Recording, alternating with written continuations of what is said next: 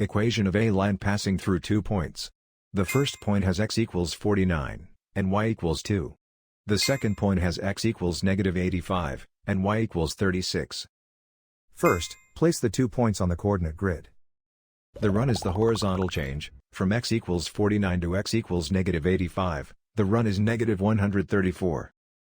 The rise is the vertical change, from y equals 2 to y equals 36, the rise is 34.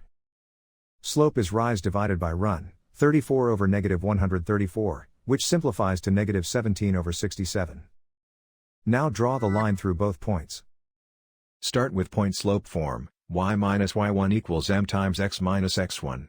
Then fill in the boxed values. Slope is -17 over 67, x1 is 49, and y1 is 2.